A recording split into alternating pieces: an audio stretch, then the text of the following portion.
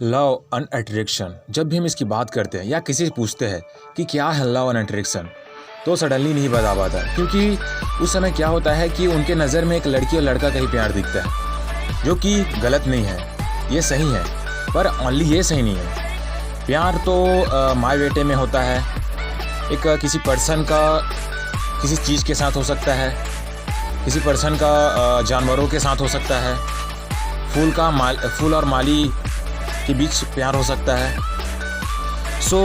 आपको मैं एक एग्जांपल के थ्रू बताऊंगा कि प्यार और अट्रैक्शन क्या है। Let us start.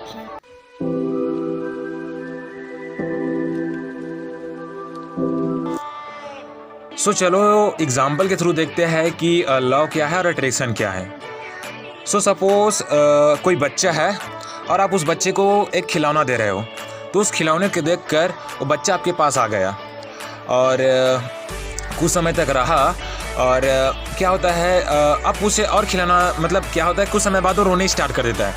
तो आप फिर बोलते हो कि आपको कुछ और चाहिए क्या, या कुछ और खिलौने लाते हो, खूब बड़ा सा खिलौना, या बोले जाए तो उसके खाने के लिए कुछ। लेकिन वो बच्चा कुछ टाइम तक उसे भी रखता है, लेकिन क्या करता है फिर रोना स्टार्ट कर देता है और वो बोलता है कि मैं अपने माँ के पास जाऊँगा। वो बोलता है माँ, ठीक। तो होता क्या है, वो अपने माँ को याद करने लगता है। क्यों वो अपने माँ को याद करता है? क्योंकि वो अपने माँ के साथ पूरा टाइम स्पेंड किया है। और बेसिकली बात करूँ तो टाइम स्पेंड वाली बात नहीं है, क्योंकि उसे अपने माँ से प्यार है। और जो आप उसे खिलौने दिए थे उस बच्चे को, जिस कारण वो आपके पास आया था, तो सिर्फ अट्रैक्शन था उस बच्चे का खिलौने में। उस खिलौने के कारण वो अट्रैक्ट होकर आपके पास आया था। लेकिन अट्रैक्शन क्या है, वो ज़्यादा टाइम तक नहीं रुक पाता, वो धीरे धीरे समाप्त हो जाता है।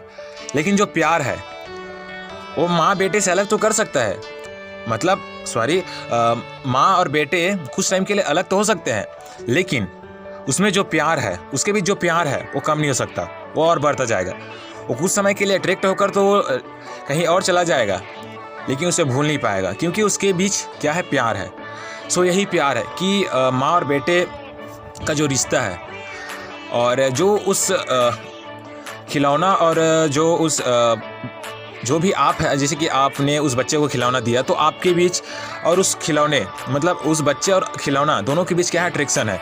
लेकिन उस माँ और उस बच्चे के दोनों के बीच प्यार है, जो कि हमेशा बढ़ता जाता है प्यार, और अट्रैक्शन ख़त्म हो जाता है।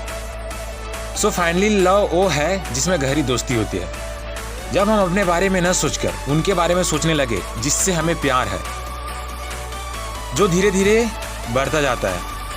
बेसिकली बात करूं तो जो प्यार है वो धीरे धीरे होता है और कंटिन्यूअसली बढ़ता जाता है। फॉर एग्जाम्पल अरेंज मैरिज, उनके बीच जो एक दूसरे को नहीं जानते, इसमें होता क्या है, दोनों अनजान होते हैं और धीरे धीरे उनके बीच दोस्ती होती है, और फिर ये दोस्ती है धीरे धीरे कब प्यार बदलता है पता नहीं चलता। जो प्यार है वो धीरे धीरे होता है और कंटिन्यूअसली बढ़ता जाता है। अब बात करते हैं अट्रैक्शन का, जो कि देखते ही हो जाता है।